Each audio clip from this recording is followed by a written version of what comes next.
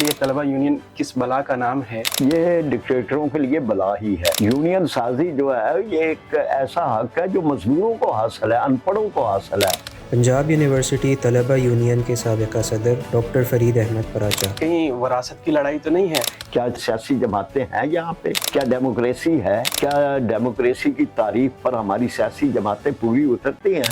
1973 سے 1975 تک یونین کے صدر رہے۔ تحریک ختم نبوت اور دوسری جو خصوصاً ہے بنگلہ دیش نامنظور کی تحریک۔ جب شیخ مجیب الرحمان کی کار آئی تو ہم نے اپنے جھنڈے لہرا دیے اور ہم آگے آ گئے۔ تحریک ختم نبوت اور بنگلہ دیش نامنظور تحریک میں اہم کردار ادا کیا۔ اسلامی جمعیت طلبہ جو ہے یہ آمریت کے کندھوں پر چڑھ کر آئی۔ ضیاء صاحب نے تو جتنا نقصان پہنچایا ہے اسلامی جمعیت طلبہ کو، انہوں نے ڈبوں سے نکال کے پلیٹ فارموں پہ لٹا کے مارا۔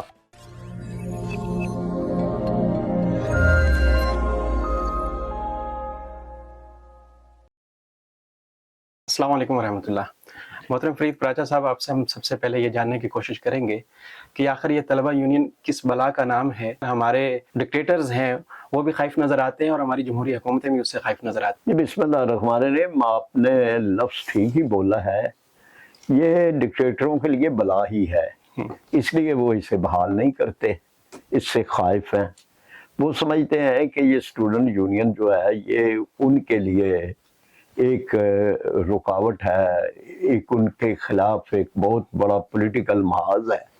حالانکہ اسٹوڈنٹ یونین آئین پاکستان کے آرٹیکل 17 کے مطابق باقاعدہ ایک حق ہے، آئینی حق ہے، اقوام متحدہ کا تسلیم کردہ حق ہے۔ یونین سازی جو ہے یہ ایک ایسا حق ہے جو مزدوروں کو حاصل ہے، ان پڑھوں کو حاصل ہے، پڑھے لکھے لوگوں کو کیوں نہیں حاصل؟ اور یہ کہ جب آپ 18 سال کے طالب علم کو ووٹ کا حق دے رہے ہیں تو یونین سازی کا کیوں نہیں حق دے رہے؟ کیا اس کو ملک کے حالات سے بے خبر رہنا چاہیے؟ کیا اس کو یونین سازی کے ذریعے سے باخبر ہونا اور اس کے مطابق اس کو ملک کے حالات کے مطابق اس کا ایک کریکٹر بلڈنگ ہونا وہ کیا ضروری نہیں ہے؟ تو اس لیے یہ حکمرانوں کی ایک خوف زدگی ہے، ورنہ اسٹوڈنٹ یونین نے تو بہت بڑے سیاسی لیڈر دیے ہیں، اسٹوڈنٹ یونین نے بہترین جج دیے ہیں، اسٹوڈنٹ یونین نے ایک دیانتدار بیوروکریٹ ہمیں دیے ہیں، اسٹوڈنٹ یونین کے ذریعے سے ہمارے معاشرے کو بہترین افراد ملے ہیں، اسٹوڈنٹ یونین کے ذریعے سے ہمارا معاشرہ جو ہے وہ ایک لحاظ سے اچھی لیڈرشپ اس نے حاصل کی ہے۔ تو یہ ہوا بھی مارشل لائی دور میں ہے۔ آپ اندازہ کریں مارشل لا کے آرٹیکل 60 کے تحت اس کو 1984 کے اندر اس پہ پابندی لگائی گئی۔ تو یہ کوئی جمہوری فیصلہ نہیں تھا، کسی پارلیمنٹ کا فیصلہ نہیں تھا، کسی جمہوری حکومت کا فیصلہ نہیں تھا۔ 1984 تک، 1947 سے 1984 تک یہ 36 سال بنتے ہیں کہ اسٹوڈنٹ یونین رہی ہے۔ تو اس کا کیا نقصان ہوا اسٹوڈنٹ یونین کا؟ اس کے ذریعے سے تعلیمی اداروں میں، یونیورسٹیوں میں بہترین پروگرام ہوتے رہے، بہت اچھی لیڈرشپ پنپتی رہی، وہیں سے اچھے وکلاء جو ہیں وہ ملے، اچھے سائنسدان ملے۔ تو میں یہ خوف زدگی حکمرانوں کی ہے، یہ خوف زدگی جو ہے ڈکٹیٹروں کی ہے، ان کی ہے کہ جن کے پاؤں تلے کوئی زمین نہیں ہوتی، جو یہ سمجھتے ہیں کہ جی بس دبا کے ہی رکھیں، کہیں کوئی مخالفانہ آواز نہ اٹھے، وہ تعلیمی اداروں سے اٹھے تو اس کو بھی دبا دے۔ ڈکٹیٹرز کی آپ نے بات کی کہ یہ ان کی مجبوری ہے اور وہ توانا آواز کو دبا کر رکھنا چاہتے ہیں، لیکن آخر یہ سیاستدانوں کا کیا مسئلہ ہے؟ کئی جمہوری حکومتیں آ گئی ہیں، انہوں نے اس کو بحال نہیں کیا۔ آخر کہیں وراثت کی لڑائی تو نہیں ہے کہ موروثیت ہے اور ان کے بچوں کی بادشاہتیں گرنے کا خدشہ ہے ان کو؟ یہ کیا وجہ ہے کہ وہ اس کو بحال نہیں ہونے دیتے؟ جہاں آپ صحیح سمجھے ہیں، حقیقت یہ کہ 1993 میں بحال کر دی تھی سپریم کورٹ نے، لیکن جو یہاں سیاست ہے کہاں؟ کیا سیاسی جماعتیں ہیں یہاں پہ؟ کیا ڈیموکریسی ہے؟ کیا ڈیموکریسی کی تعریف پر ہماری سیاسی جماعتیں پوری اترتی ہیں؟ یہ تو خاندانی بادشاہتیں ہیں، اور خاندانی بادشاہتیں بھی اس طرح سے ہیں کہ آپ کسی بھی پارٹی کا نام لے لیں، وہاں پر کوئی عہدہ ان کا وہ خاندان سے باہر نہیں گیا، وہ جو ہے وہ اگر باپ ہے تو پھر بیٹا ہے، تو پھر پوتا ہے، تو پھر نواسا ہے، تو پھر داماد ہے، تو پھر بیٹی ہے، مطلب آپ سمجھیں کہ اسی کے اندر ہی رہے گا۔ یہ تو وہ جو خاندان مغلاں تھا اور خاندان غلامہ تھا، اب ہمیں تو وہیں پہ ہی پہنچا دیا ہے انہوں نے، وہی چیزیں جو ہیں وہ چل رہی ہیں۔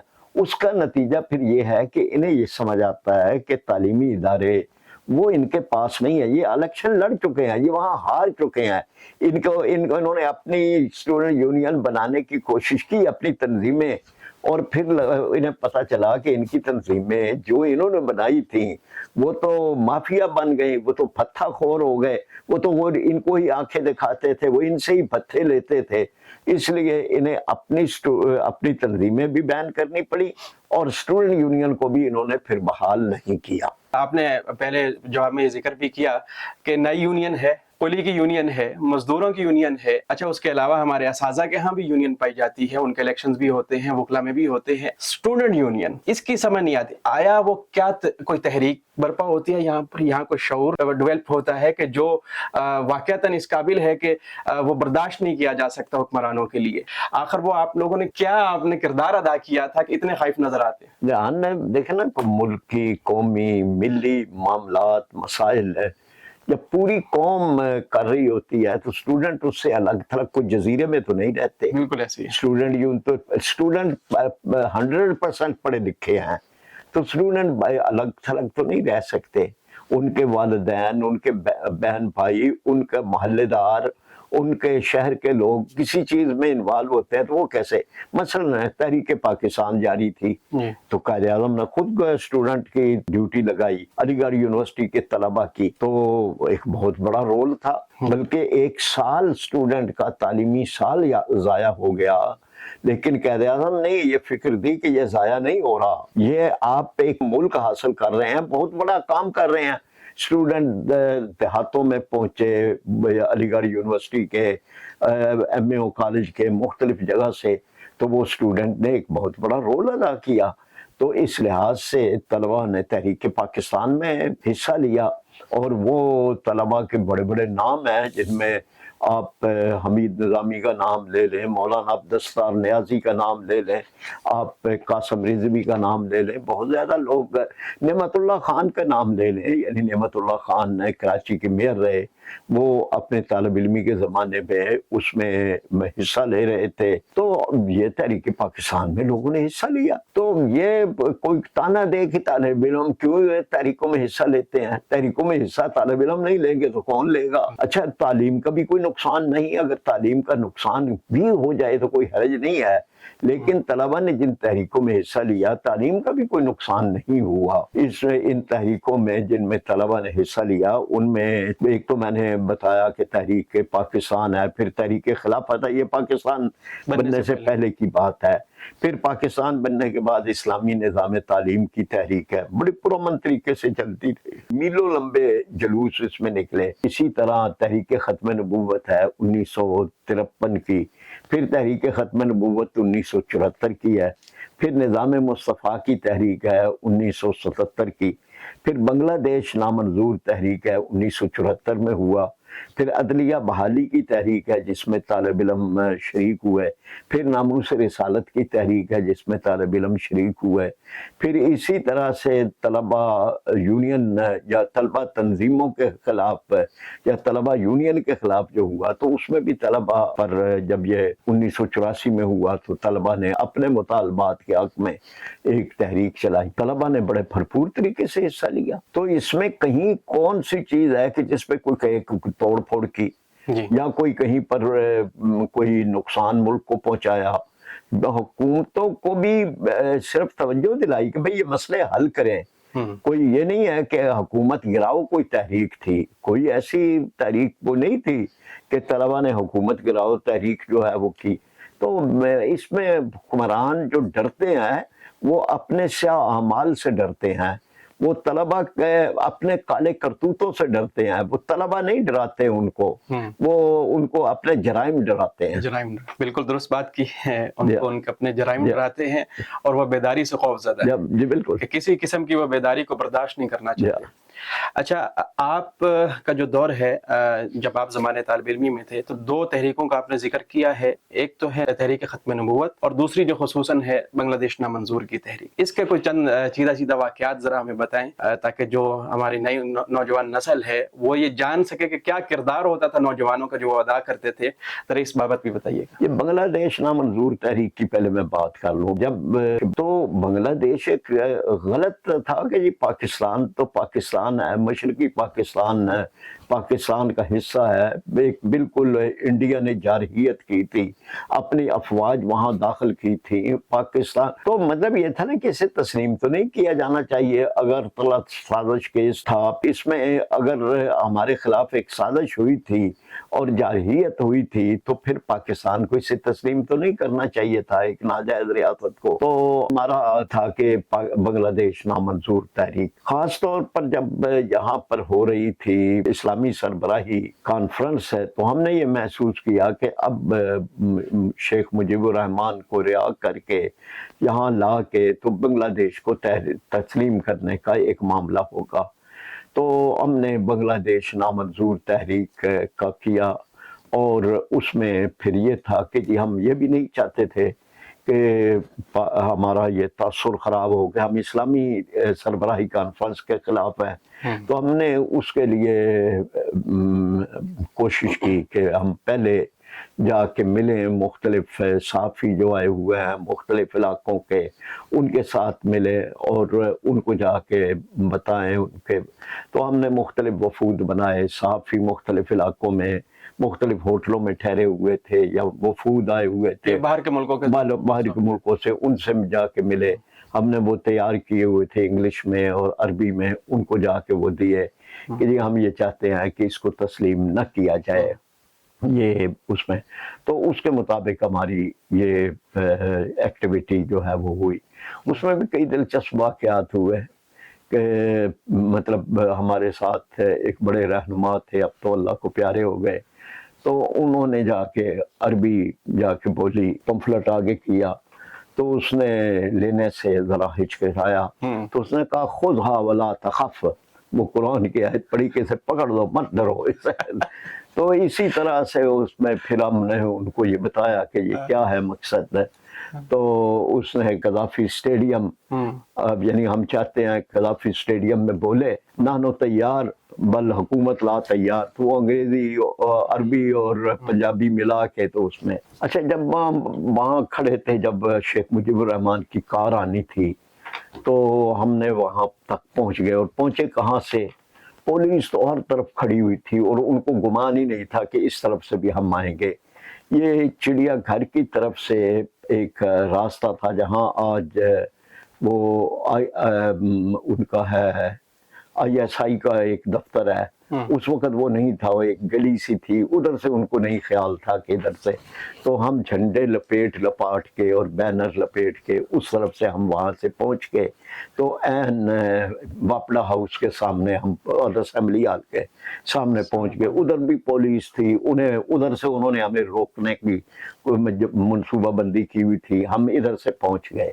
جب ہم پہنچ گئے تو وہاں پہ کچھ ایک صحافی کھڑے تھے، ہم نے ان سے ملتے رہے. ایک سیاہ رنگ کے صحافی تھے تو ہم نے انہیں سمجھا کہ افریقی ممالک کے ملک کے کوئی ہیں. تو ہم نے ان سے جو ہے عربی میں بات کی تو ان کو بتایا کہ جی ہم یہاں ابھی مظاہرہ کرنے لگے ہیں اور آپ تھوڑی دیر بعد. تو اس نے پنجابی میں کہا کہ میں تو APP سے جو ہے وہ اس سے یا اپنا اس نے بتایا کہ میں فلاں ایجنسی کے ساتھ تعلق رکھتا ہوں. تو اس طرح کے لطیفے. لیکن جب ایسے ہی جب شیخ مجیب الرحمان کی کار آئی تو ہم نے اپنے جھنڈے لہرا دیے اور ہم آگے آ گئے اور بڑا اچانک نعرے، پولیس دوڑتی ہوئی آئی. ان کی تو مطلب یہ تو بہت بڑا ایک ان کو تھا کہ یہ ہمارے سارے انتظامات رہ گئے، یہ کہاں سے آ گیا اچانک. وہ خیر دوڑتے ہوئے آئے، اتنے میں ہمارا مظاہرہ ہو گیا. وہ تصویریں بن گئیں اور وہ سب کچھ ہو گیا، ویڈیوز بن گئی. پولیس نے اٹھا گیا، ہمیں گاڑیوں میں پھینکا اور اس کے بعد وہ ہمیں لے کے تو وہ چلے گئے. اور ایک واقعہ ہوا کہ ہمارے وحدت روڈ کالج میں پولیس داخل ہوئی اور وہاں انہوں نے تشدد کیا. وہاں پہ ہمارے یونیورسٹی سے پہنچے لوگ جن میں ہمارے سمیع اللہ بٹ صاحب مرحوم وہ بھی تھے اور لوگ بھی تھے. تو انہوں نے پتہ چلا کہ طالب علموں پر حملہ پولیس نے تشدد کیا ہے. تو یہ وہاں پہ پہنچے. نوید صادق صاحب اس کالج کے صدر تھے اور ہم بھی تھوڑی دیر بعد میں بھی پہنچ گیا. اس دوران پولیس نے ان پر ہمارے دوست جو ہیں سمیع اللہ بٹ صاحب ان پر تشدد کیا اور ان کو اٹھا کے گاڑی میں پھینکا. ان کو گرفتار کر لیا. بعد میں آیا تو مجھے بھی انہوں نے گرفتار کر لیا. پھر ہمیں لے کے وہ چلے گئے اس میں سول لائن تھانے میں. اب وہ وہاں پہ جا کے نا جی انہوں نے کہا آپ یہاں پہ پہنچ گئے, لیکن وہ گرفتار نہیں کرنا چاہتے تھے. انہوں نے کہا جی بس غلط فہمی ہو گئی تو آپ لوگ اب جائیں اور چائے پئیں. اور ہم نے کہا جی نہیں اب تو ہم نہیں جائیں گے, ہم تو گرفتار ہیں. انہوں نے کہا جی نہیں آپ کو نہیں گرفتار. ہم نے کہا جی نہیں آپ گرفتار ہیں. پہلے آئے گا وہ ڈی ایس پی جس نے سمیع اللہ بٹ صاحب پہ تشدد کیا ہے اور وہ یہاں آ کے معافی مانگے گا, پھر ہم رہا ہوں گے. اب ان کو پتا تھا کہ جی یہ ہونے والی ہے اسلامی کانفرنس اور ان سے نہ بگاڑیں. چنانچہ انہوں نے بڑی منت کی وہاں پر ہی. پھر پہلے وزیر تعلیم کا فون آیا, پھر وزیر اعلیٰ کا فون آیا, حنیف رامے صاحب تھے, کہ یار خدا کے لیے آپ جانے دیں. ہم نے کہا جی نہیں جب تک وہ نہیں آئے گا ہم نہیں جائیں گے. ہم جہاں بیٹھے ہیں بس ٹھیک ہے, ہمارے لوگ آ جائیں گے کو ہمیں چھڑا لے جائیں گے. چنانچہ پھر اس کے بعد وہ ڈی ایس پی آیا. ہمیں انہوں نے کہا جی اب اس کا آنا ہی معافی آپ سمجھ لیں, پھر اس کو آ کے اور اسے آپ نہ کریں. وہ آ گیا, پھر ہم نے پھر وہ کر کے. تو یہ اس دور کے کئی واقعات اس طرح کے تھے. ابھی پچھلا جو اگست گزرا ہے 5 اگست کے بعد کا جو منظر ہے بنگلہ دیش کا, اس نے تو قوم پرستی کے نعرے سے, قوم پرستی کی جدوجہد سے ایک طرح سے ہوا نکال دی. یہ تو ایک سیراب کی مانند ہے کہ یہ جھاگ کی طرح بیٹھ جاتے ہیں یہ نظریات, اور وہ پھر وہی توحید کا نظریہ, اسلام کا نظریہ پھر نکھر کے سامنے آ جاتا ہے. ابھی زیادہ عرصہ نہیں گزرا, یعنی کہیں نا 1 صدی بھی گزری ہو, نہیں 1 صدی بھی نہیں گزری اور پانسا پلٹ گیا ہے. تو یہ جو حالیہ واقعات ہیں اس کو آپ کس تناظر میں دیکھیں؟ میں 2005 میں گیا تھا بنگلہ دیش. میں اس وقت ممبر قومی اسمبلی تھا. مطیع الرحمان نظامی صاحب اس وقت کابینہ میں شامل تھے. میرا سرکاری دورہ نہیں تھا, ایک نجی سا دورہ تھا. ایک دوست سے ان کے ساتھ میں بھی چلا گیا. لیکن بہرحال ممبر قومی اسمبلی ہونے کی وجہ سے پروٹوکول وغیرہ اور وہ اچھا وہاں سے ہم جا رہے تھے. میں صرف یہ بتا رہا ہوں کہ یہ جذبہ اس وقت بھی تھا.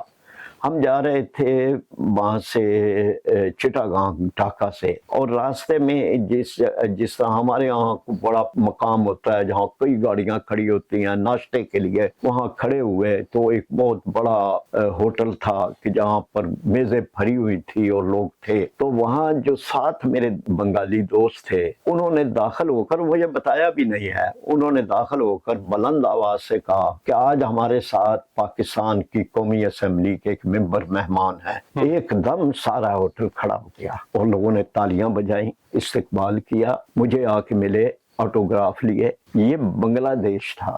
یہ جو بعد میں وہ جس حسینہ واجد نے کہا کہ یہ پتہ نہیں کیا بن گیا, یہ بنگلہ دیش تھا. پاکستان کی محبت, پاکستان کے ساتھ تعلق, لوگ آ رہے ہیں, میں جہاں بیٹھے وہاں آ کے مل رہے ہیں. تو مطلب یہ تھا زبانے کی کوشش کی گئی. وہاں جب میچ ہوتے تھے تو سٹیڈیم یوں لگتا تھا پاکستانی ٹیم کو کہ جیسے یہ اپنا ہوم گراؤنڈ ہے بھارت کے مقابلے میں. تو میں یہ لگا یہ دبانے کی انڈیا نے پوری کوشش کی لیکن وہ نہیں دب سکے, پھانسیوں کے پھندوں کے باوجود نہیں دب سکے. بالکل ایسی ہے. الحمدللہ آج انہی کی قربانیوں کا ایک ثمر ہے کہ جو ہم دیکھتے ہیں. آگے چلتے واپس آتے ہیں اپنے موضوع کی طرف.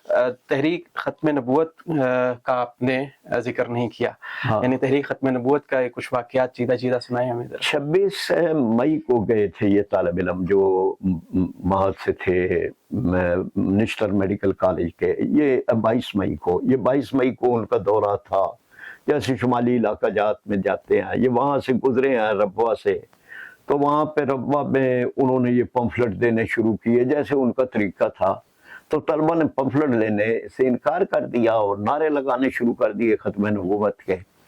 اور انہوں نے بہت بڑا اس کو مائنڈ کیا اور وہ ارد گرد کے لوگ بھی پھلانگ کر رہے جنگلے, تو وہ بھی آ گئے ان کے. یہ جاتی دفعہ بھی ہوا لڑائی کرنے کے موڈ میں. تو بہرحال یہ چلے گئے, انہیں تو گمان بھی نہیں تھا. لیکن جب واپسی ہوئی ہے تو واپسی پہ انہوں نے پورا انتظام کیا ہوا تھا 29 مئی کو, اور انہوں نے سرگودا سے بھی 7 لوگ تھے آئے اور نشاندہی کے لیے اس ڈبے کی. پھر آگے لالیاں ایک جگہ ہے وہاں سے بھی, اور جب ربا پہنچے ہیں تو وہاں سینکڑوں لوگ ہاکیاں, ڈنڈے اور مطلب آتشی اسلحہ, چاقو وغیرہ لے کے کھڑے تھے. اور جیسے ہی یہ پہنچے ہیں انہوں نے ڈبوں سے نکال کے پلیٹ فارموں پہ لٹایا, لٹا کے مارا, کہا اب لگاؤ نعرے ختم کو, اب لگاؤ نعرے ختم کو. لوگ لگاتے رہے نعرے, مارے کھاتے رہے. اور پھر وہ اور لوگ بھی آ گئے. مطلب یہ تھا کہ انہوں نے تو ایک بدلہ لینے کا اور یہ کہہ کہ مزہ چکھانے کا کہ جی لگاؤ نعرے, تم لگاؤ نعرے. اور تھا اب یہ کہ تقریباً گاڑی وہاں 5-7 منٹ رکتی ہے, پونا گھنٹہ یا گھنٹہ گاڑی رکی نہیں. وہ اسٹیشن ماسٹر بھی قادیانی تھا, شاید ڈرائیور بھی, اور انہوں نے نہیں چلنے دی. اور اس کے بعد جب انہوں نے سمجھا کہ اب یہ تو مر ہی گئے ہیں, تو اس کے بعد انہوں نے پھر گاڑی چلنے دی.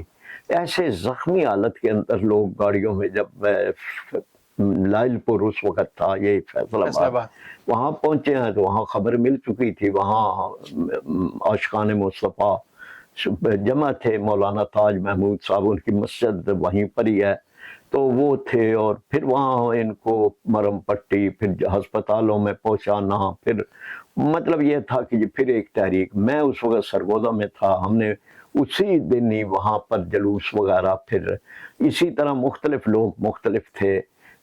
پنجاب یونیورسٹی میں بھی اس دن تھی, پھر میں فوراً پہنچ بھی گیا. تو پھر اس کے بعد ایک تحریک اٹھی. پھر اسلامی جمعیت طلبہ نے, ناظم اعلیٰ تھے ظفر جمال بلوچ صاحب میں, اور اسی طرح سے لیاقت بلوچ صاحب پنجاب کے, اور ٹیمیں بنا دی گئیں. جس ٹیم میں میں تھا اس میں عبدالحفیظ احمد صاحب اس کے تھے. 3 ٹیمیں بنائی گئی. پھر ٹیموں کو علاقے دیے گئے. پھر اس میں تھا کہ ایک طوفانی دورہ تھا جس میں, اور لوگ تیار تھے جی, جلسے لوگ خود رکھتے تھے. ہم جہاں جاتے تھے ہزاروں کے مجمع ہوتے تھے. لوگ اسٹوڈنٹ کو لوگ سمجھتے تھے کہ جی یہی اب ہراول دستہ ہے.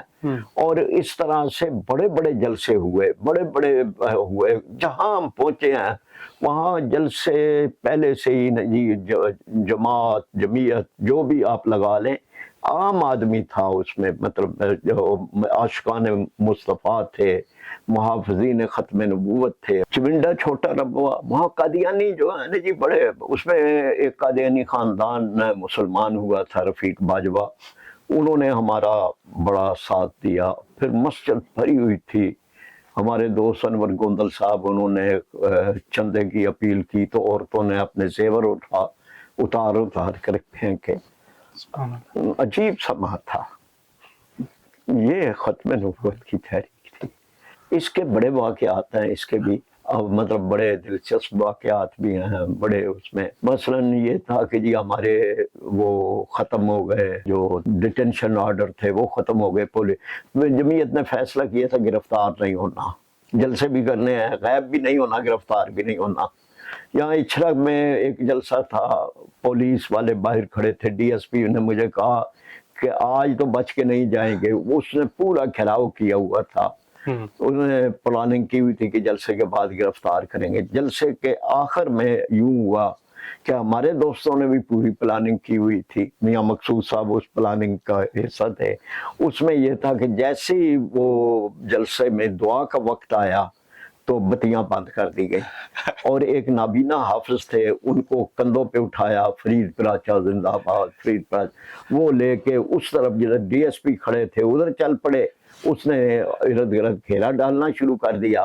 دوسری طرف مجھے لے کے تو وہ ایک طرف اس گراؤنڈ کے میں ایک کھڑکی کھلتی تھی کسی گھر کی, اس کھڑکی کو کھلوانے کا بندوبست کیا ہوا تھا. ادھر سے مجھے ادھر لے گئے, اور ادھر سے پرلی طرف سمن آباد کی طرف, اور وہاں سے رکشہ آگے کھڑا تھا. مطلب ہم چلے گئے, اور ادھر وہ جب روشنی میں آیا تو اس نے کہا کہ اوے وہ کدھر گئے, بولے وہ چلے گئے بھائی. اس طرح کے کئی واقعات. بعد میں اس نے مجھے کہا, ڈی ایس پی یہاں پرویز مسعود تھے, وہ کہتے ہیں تسی جمعیت لینا جائے. ਤੁਸੀਂ ਸਾਰੇ ਅੰਗਰੇਜ਼ੀ ਫਿਲਮਾਂ ਦੇਖਦੇ ਹੋ। हमने कहा क्यों? कहते ਤੁਸੀਂ ਸਾਡੀ ਪੁਲਿਸ ਦਾ ਜੋ हशर ਕੀਤਾ ना अंग्रेजी फिल्में वे देखे बगैर नहीं होता। हमने कहा जी नहीं, ये अल्लाह की रहमत से होता है, ये अंग्रेजी फिल्मों से नहीं होता।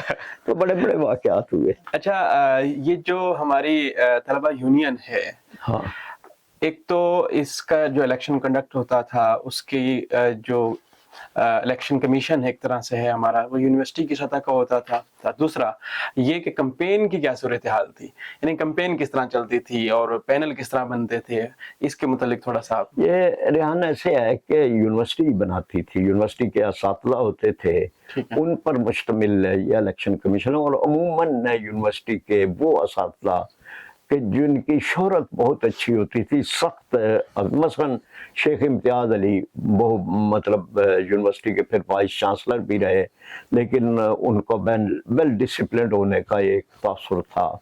प्रोफेसर उमर थे, मतलब इस तरह के लोग जो थे वो, तो ये अमूमन इलेक्शन कंडक्ट करने के लिए या इलेक्शन कमिश्नर वो। दूसरा ये था कि जी कैंपेन हम ये करते थे कि जी पोस्टर लगते थे, पोस्टर खुद ही लिखते थे हमारे लोग, और बड़े अच्छे डिजाइन करके, यहाँ हैंड बिल होते थे, बैनर नहीं उस वक्त होते थे, तो वो पोस्टर लगाते थे, और वो पोस्टर जो है वो फिर रातों रात अब लगाते थे, और वो पोस्टर लगे रहते थे। दूसरा हम जुलूस यानी उसमें कॉरिडोर में, और वो जुलूस में नारे लगा के, और फिर उसमें वो रिदम के साथ एक कोई तराना रिदम के साथ करके, और वो होता था। तो इस सिलसिले के भी हुआ कि सारी रात जावेद हाशमी भी उसमें पोस्टर लगाने वालों में थे, सारी रात पोस्टर लगाया। सवेरे पता चला कि जी फलाने बंदे ने, लेफ्ट का था, उसने पोस्टर उतार दिए हैं। फिर सारे गुस्से के हालत के अंदर, जिसमें जावेद हाशमी भी शामिल थे, उसके कमरे में गए, फिर उसको कमरे से निकाल कर उसको बताया कि भाई ये तो अच्छी हरकत नहीं है। सिर्फ बताया ही था, बताया ही होना, बताना ही होता है। तो ये इसके पैनल बनते थे, और ये जरा इस हवाले से वाज़ेह कीजिए। पैनल जमीयत ही बनाती थी, यानी ये पैनल जो होते थी जमीयत राय लेती थी। ठीक है। आम स्टूडेंट की भी राय लेती थी, कारकुनान की भी राय लेती थी। अरकान ज्यादा फैसला अरकान ही करते थे, लेकिन कारकुनान की भी राय लेती थी, और जो हमारी बहनें हैं उनकी भी राय लेती थी। ठीक है। इलेक्शन जो उसमें जब मैदान में जाना इस्लामी जमीयत तलबा के प्लेटफॉर्म से, तो एक तरह से नहीं, पैनल का कोई नाम भी रखते होंगे, या वो इस तरह था? मेरा ख्याल ये था कि जी ये जब मैं बना हूँ तो इस्लामी जमीयत तलबा का नाम शुरू हो गया था। ठीक है। उस वक्त से पहले ये था कि जी बस पैनल था, राइट लेफ्ट, और वो जमीयत का नाम उस वक्त भी साथ चलता था, लेकिन उसमें यह था कि जी कोई पैनल न्यूट्रल सा हो। जैसे हफीज खान को लिया, पहले हाफिज इदरीस साहब थे, उसके जहांगीर बदर के मुकाबले में, फिर हफीज खान को जहांगीर बदर के मुकाबले में, फिर उसके बाद जावेद हाशमी थे जी। तो जावेद हाशमी वैसे उम्मीदवार रुकनीत थे, लेकिन बहरहाल उसके बाद जमीयत ने डिसाइड किया कि नहीं, इस दफ़ा अब हमने रुकन खड़ा करना है, तो फिर मेरी जिम्मेदारी लगी। तो मतलब यह था कि ये जमीयत का ही नाम उसमें था। ठीक है। और पैनल दो ही, राइट लेफ्ट बस, या इसके अलावा नहीं, आज़ाद पैनल भी था। मतलब मेरे मुकाबले में एक पैनल आज़ाद भी था। अच्छा, उसमें ये था कि जी अमूमन ये तसर था कि जो लड़कियां हैं वो हमें वोट नहीं देती, तो उसमें एक हमने जो था कि इस्लामी जमीयत तालिबात के साथ साथ एक उन्होंने विमेन फ्रंट बनाया था। ठीक है। तो हमने विमेन कौंसिल बनाई थी। तो विमेन कौंसिल में वो लड़कियां थीं कि जो ज़रा थोड़ा सा पर्दे के मामले में उस तरह की स्ट्रिक्ट पर्दे वाली नहीं थी, लेकिन वैसे दीन के साथ ताल्लुक़ रखने वाली और पाकिस्तान इस्लाम का जज्बा रखने वाली, तो वो लड़कियां मतलब एक्टिव थीं। तो उसमें फिर उसके नतीजे में ये हुआ कि हम जो स्टूडेंट की ख़वातीन की थी, उसमें एक सीट हम सिर्फ हारे थे, बाकी हम जीत गए थे। لڑکیوں کے ووٹ ہمیں کافی ملے تھے، جو تھا کہ مثلا میرے ووٹ جو تھے وہ جاوید ہاشمی کے ووٹوں سے بہت زیادہ تھے، تو یہ جو ایک خیال تھا کہ شاید لڑکیاں ووٹ نہ دیں، تو وہ الحمدللہ یعنی ووٹ جاوید ہاشمی کے ووٹوں سے کافی زیادہ ووٹ تھے۔ اسلامی جمعیت طلبہ پر ایک طرح سے جو الزام لگایا جاتا ہے کہ اس کو ضیاء الحق نے پروان چڑھایا تعلیمی اداروں کے اندر۔ آپ 1974، آپ سے پہلے جاوید ہاشمی صاحب، اس سے پہلے ہمارے ادریس صاحب جو تھے وہ یونین کے صدر رہ چکے ہیں جامعہ پنجاب کے، تو یہ تو ضیاء سے بہت پہلے آپ لوگ ایک طرح سے الیکشنز جیت رہے ہیں۔ کس طرح کا الزام ہے کہ جس کے اندر ہمیں یہ کہا جاتا ہے کہ ضیاء الحق صاحب نے اسلامی جمعیت طلبہ کو پروان چڑھایا اور اسلامی جمعیت طلبہ جو ہے یہ آمریت کے کندھوں پر چڑھ کر آئی، اس کے اوپر سوار ہو کر آئی، تو اس الزام کی بابت آپ کیا کہیں؟ آپ نے اس کا جواب خود دے دیا نا کہ جی وہ ضیاء الحق صاحب نے تو جتنا نقصان پہنچایا ہے اسلامی جمعیت طلبہ کو وہ تو کسی اور نے نہیں پہنچایا۔ طلبہ یونین پر پابندی ضیاء الحق صاحب نے لگائی، اسلامی جمعیت طلبہ کو نقصان ضیاء الحق صاحب نے پہنچایا، جیلوں میں ضیاء الحق صاحب نے بھیجا، اسلامی جمعیت طلبہ کے لوگ جیلوں میں گئے تو وہ ضیاء الحق صاحب کے دور میں گئے۔ پھر ہماری جو 85 PIA کے اندر یونین تھی اس پہ پابندی ضیاء الحق صاحب کے دور میں لگی۔ پھر ہماری جو بلدیہ تھی کراچی میں عبدالستار افغانی صاحب ہم نے جیت کے ووٹ کے ذریعے آئے تھے، اس پہ پابندی ضیاء الحق صاحب کے دور میں لگی۔ تو یہ تو ایک طریقہ ہوتا ہے نا جی کہ آپ کسی کو بھی کہیں کہ یہ بی ٹیم ہے، ہم اچھی بی ٹیم ہے کہ ہم پر سارا جو ہے نزلہ بھی گرا تو ہم پہ گرا، برق گرتی ہے تو بیچارے مسلمانوں پہ، تو ہمیں تو سب سے زیادہ نقصان ضیاء الحق کے دور میں پہنچا ہے۔ آخر میں آخری ایک سوال کہ ہمارا ادارے جو ہیں یونین کے ادارے وہ کس طرح کام کرتے تھے اور کون کون سے ادارے تھے؟ یونین بڑی مضبوط تھی، اس کے لیے باقاعدہ پیچھے یونیورسٹی اسٹوڈنٹ ایکٹ تھا، یونیورسٹی ایکٹ تھا، اور یونیورسٹی ایکٹ کے تحت یہ اسٹوڈنٹ یونین قائم تھی۔ یونین کے باقاعدہ فنڈ تھے اور یونین کو باقاعدہ دفتر ملا ہوا تھا، باقاعدہ عملہ ملا ہوا تھا، اور یونین کو باقاعدہ گاڑی وین وغیرہ وہ ملتی تھی، یعنی یہ کانسٹیٹیوشنل ایک ادارہ تھا جس کو، اور اس لیے اسٹوڈنٹ یونین مثلا پنجاب یونیورسٹی میں اسٹوڈنٹ یونین کے لیے STC میں اسٹوڈنٹ ٹیچرز جو سینٹر ہے اس میں باقاعدہ 2-3 کمروں کا ایک دفتر تھا، اور ایک اسٹوڈنٹ یونین کے صدر اور سیکٹری کے لیے الگ فلیٹ تھے یا کمرے آپ سمجھ لیں وہ تھے۔ یہ الگ بات ہے کہ میں نہیں رہا اس میں، عبدالشکور صاحب میرے ساتھ سیکٹری تھے، وہ نہیں رہے، ہم ہاسٹل میں ہی رہے، وہ ہم نے گیسٹ کے لیے اپنا رکھ لیا، اور ہمارے جو کوئی گیسٹ آتے تھے مثلا عالمی سطح کے ہمارے گیسٹ آئے ہیں ریاض سعودی عرب سے، ڈاکٹر احمد توتونجی، یہ وامی کے world assembly of Muslim youth کے، ان کو ہم نے وہاں ٹھہرایا۔ اسی طرح ایک ہمارے PhD کر رہے تھے اردو میں مصر سے، وہ میاں بی بی آئے ہوئے تھے سمیر ابراہیم، تو ان کو ہم نے دے دیا کہ یہ ہمارے مہمان ہیں، تو وہ اپنا کمرہ میں نے ان کو دے دیا، وہ بڑے ممنون احسان ہوئے۔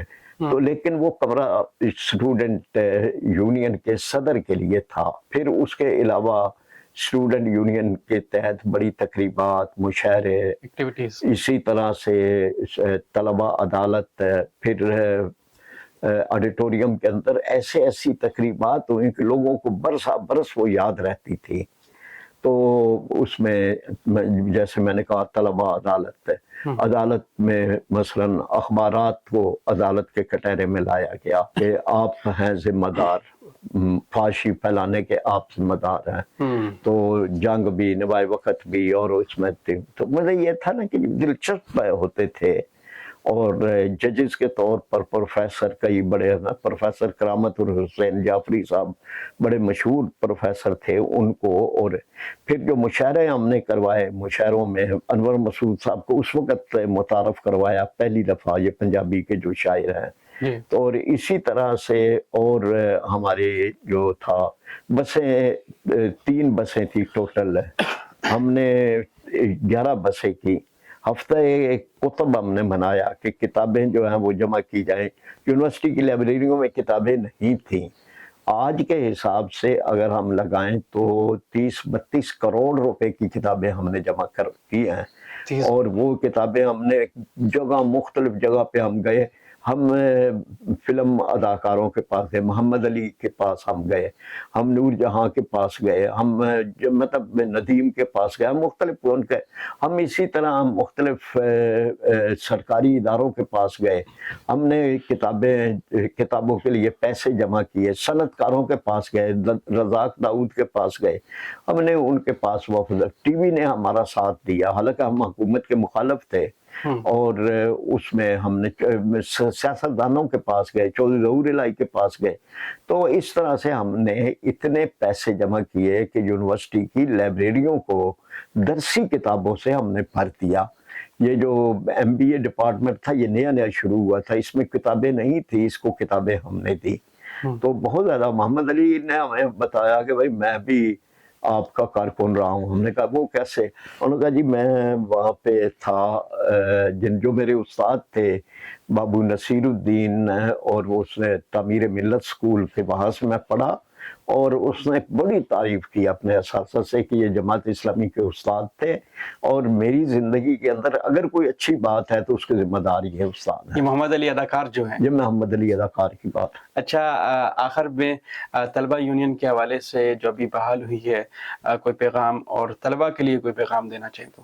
دیکھیں میں تو سمجھتا ہوں کہ طلبہ کو سمجھنا چاہیے کہ یہ بے جان بے روح سی ایک آپ زندگی گزار رہے ہیں، آپ اس لذت سے ناآشنا ہیں جو طلبہ یونین کی ہے۔ پوری کوشش کریں کہ طلبہ یونین بحال ہو، طلبہ یونین بحال ہو تو آپ کے رائٹس بحال ہوں گے، آپ کی رونقیں بحال ہوں گی، آپ کے پروگرام بحال ہوں گے، آپ کی عزت بحال ہوگی، آپ کے لیے معاشرے کے اندر ایک مقام آپ کا بحال ہوگا۔